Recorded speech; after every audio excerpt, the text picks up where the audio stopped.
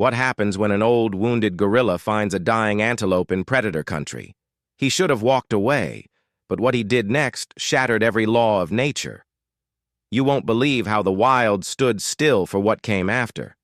You ever see a grown silverback cradle something like a porcelain doll? No? Then buckle in, because what I'm about to tell you isn't some feel-good safari brochure fluff. This was raw, real, the kind of moment that hits you in the gut and leaves you rethinking the whole food chain. It started just after sunrise, that ugly hour when the sky's still deciding whether to keep the darkness or give the light a chance. Ko, our gorilla, wasn't your typical silverback anymore. He was past his prime. His back hurt like a rusted-out truck axle.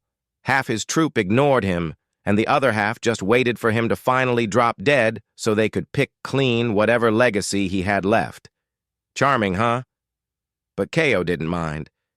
He was tired of all the chest-thumping nonsense anyway. These days, he wandered the edge of the jungle, minding his own damn business.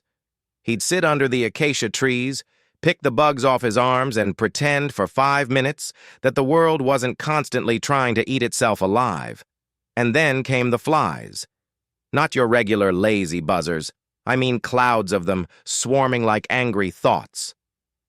Ko squinted toward the savannah, and what he saw, well, it stopped him cold.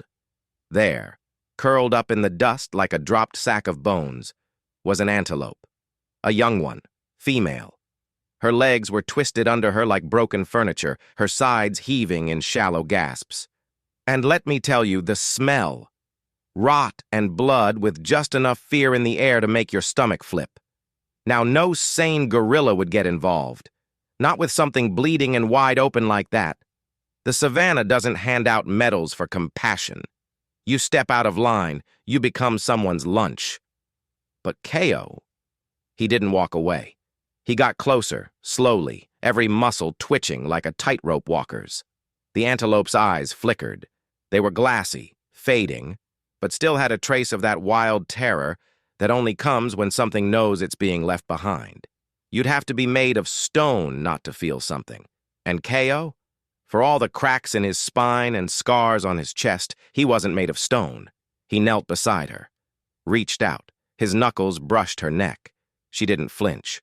That's when he realized she was past fear. She'd given up. Cue the entrance of nature's hyenas in disguise, the damn jackals. First one, then two, then a third, creeping in from the brush, eyes gleaming like they'd just hit the jackpot. And to be fair, they had. Antelope steaks for breakfast. Not a bad morning, but Ko wasn't having it.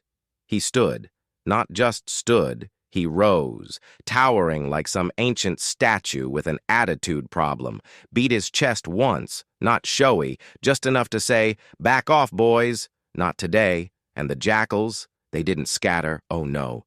They circled, calculating. One of them bared its teeth. Ko responded by grabbing a rock and slamming it down so hard the ground flinched. Still, the message was clear. This wasn't your meal. Not yet. Not while he was around. Now here's where things got real strange. Ko looked at the antelope, really looked, and something in him cracked. Maybe it was the way she kept trying to breathe. Maybe it was how light she felt when he touched her side. But in one fluid motion, he scooped her up. Arms under her like she weighed nothing more than one of his own. That's when the jackals froze. Because who does that? What kind of gorilla picks up an antelope like it's an injured child and walks away? Apparently, this one. Ko didn't run. He didn't roar. He just started walking, steady, determined, with 3 stunned jackals watching from the dust. And if animals could talk, I swear one of them would have muttered, "What the hell just happened?" He carried her past the edge of the savannah, back toward the trees, as if sheer willpower could hold off death a little longer. His arms ached, his feet burned. But he didn't stop, because sometimes, just sometimes, the world gives you one shot to do something that actually matters, and damned if he wasn't going to take it. What happened next changed everything. You don't want to miss how this unfolds. So there he was. Ko, the weathered silverback, trudging through the dry brush with a half-conscious antelope hanging in his arms like some tragic rescue mission that no one signed off on. Every step kicked up dust. Every breath sounded like it could be his last. But he wasn't stopping. Not until he found some kind of shelter, somewhere the flies and jackals couldn't whisper in death's ear anymore. The savannah, though, it doesn't care about noble intentions. Out there, kindness is a currency no one accepts. You carry a bleeding animal through lion territory, and you might as well hang a neon sign around your neck that reads, "Dinner's served, bring the family." And wouldn't you know it, trouble didn't take long to find them. Ko had barely made it halfway to the trees when a low, rumbling growl rolled across the plain like thunder with an attitude. He froze. Every instinct told him to drop the antelope and climb the nearest tree like his life depended on it, because it did. Out from the high grass slinked a lioness. Not just any lioness. This one had that look, the one that says, "I've hunted before breakfast and I'm still hungry." Her muscles coiled with every step, her eyes locked onto the bundle in Ko's arms like they were made of gold. Let's pause here. Now, Ko wasn't stupid. He knew he couldn't outrun her. He couldn't outfight her either, not with an injured animal in his grip and the sun already burning down on his back. He'd fought leopards before, sure, but this was a different league. One wrong move, and he'd be nothing but fur and regret. So what did he do? He didn't run. He didn't puff up or scream like some tourist thinks gorillas do when they're angry. No, Ko just stared her down, like a bouncer at the gates of something sacred. No growl, no bluff, just two eyes, sharp and full of grit, saying, "Not this time." And maybe, just maybe, the lioness saw something in that look, some sliver of understanding, because after circling once, twice, she backed off, not far, just enough to make it clear. You bought time, old man, not mercy. Ko didn't waste it. He adjusted his grip on the antelope, who now whimpered softly, her breath like a flickering flame. She wasn't getting better. That wound on her side wasn't closing. It was ugly, raw, pulsing with every heartbeat. He needed help, more than his own two hands and stubbornness could offer. And that's when Ko remembered something. A place, a stretch of land deeper into the forest, where water trickled clean and cold from underground roots, where the herbs grew thick and wild. His old troop used to call it the shaded basin. But getting there, that was no casual stroll. That was a test. Thorn bushes, steep ridges, snakes that didn't care who you were, and worst of all, isolation. No backup, no witnesses. But when you've already lifted the dying, what's a few more scratches? The hike was brutal. He climbed with the antelope over his shoulder like she weighed nothing, though every joint in his body screamed otherwise. At one point, a branch snapped beneath his foot, and he nearly tumbled down the ravine, antelope and all. But he didn't. He hung on, just barely. Now, remember those jackals from earlier? Yeah, they weren't done. Somewhere between the ridge and the basin, Ko heard them again. The same hyena laugh bark, but louder this time. More of them. Word must have gotten out. Big dumb apes hauling meat through no man's land, easy pickings, and pickings they tried to make. They ambushed from both sides, 6 of them, mangy, quick, and absolutely not in the mood for negotiation. Ko had no time for pleasantries. He placed the antelope behind a log and turned. This wasn't one of those majestic movie battles where the hero roars and all the enemies run. This was messy, desperate. One jackal lunged. Ko met him mid-air with a full body slam that shook the dirt. Another bit into his arm, tearing skin like paper. Ko swung, caught the mutt with the flat of his palm, and sent it flying into the underbrush, but they just kept coming. He fought like a creature who had nothing left to lose, and in a way he didn't. Not his pride, not his place in the troop, not even his future. But that antelope behind him, that helpless, bleeding soul, somehow she mattered. When the dust finally settled, the jackals were gone. limping, broken, but alive, which was more than Ko could say for himself. He slumped down, chest heaving, knuckles torn and raw. His fur was soaked in sweat and blood, but behind him the antelope still breathed. Barely, but she breathed. And that was enough.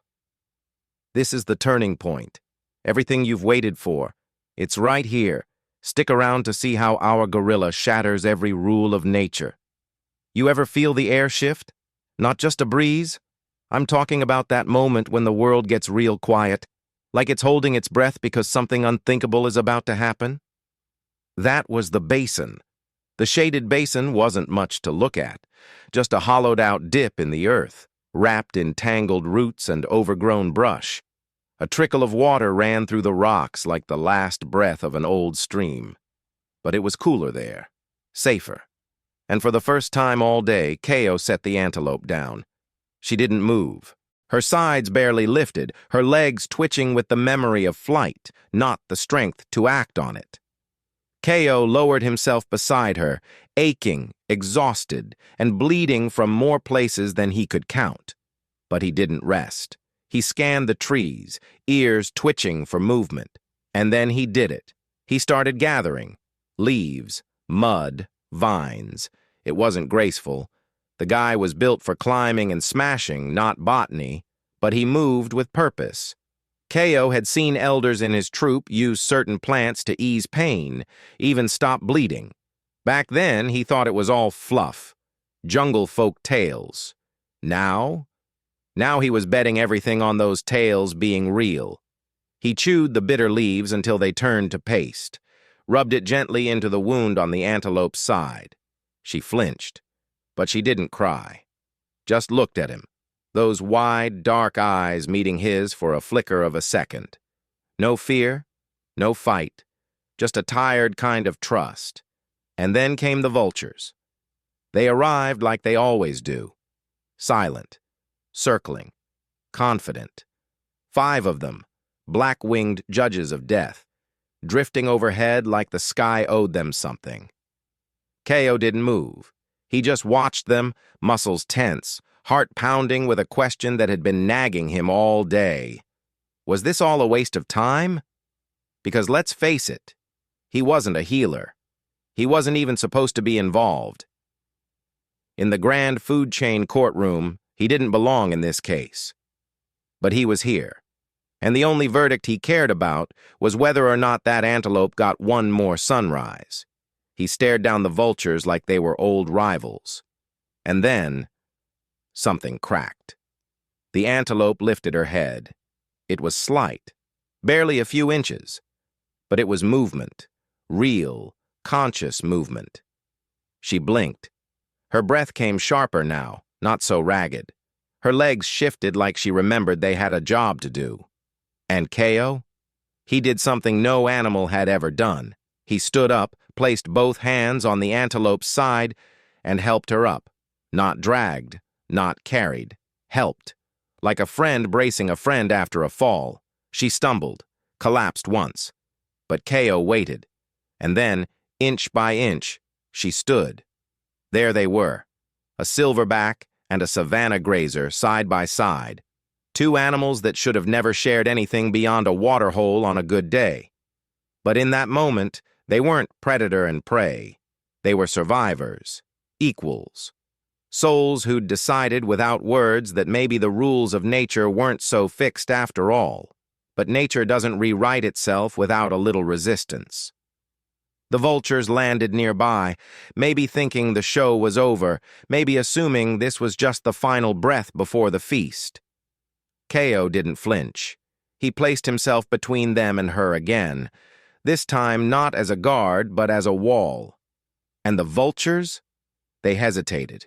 Because even scavengers know there's a line you don't cross when someone's still fighting. The antelope stepped forward, one leg shaky, then another, until she wasn't leaning on Ko anymore, until she was standing on her own.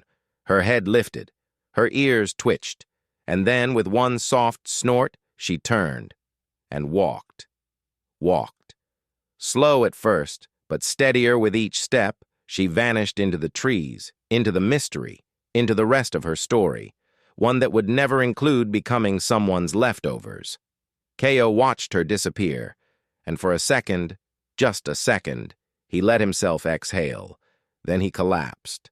Not out of drama, out of release. His job was done. Later, maybe hours, maybe days, he'd drag himself back to the troop. He'd limp, he'd scar, but he'd carry something no wound could take away. Not respect, not praise, meaning. Because when the world expects you to follow the script and you choose to write your own page, that's when you truly change the story.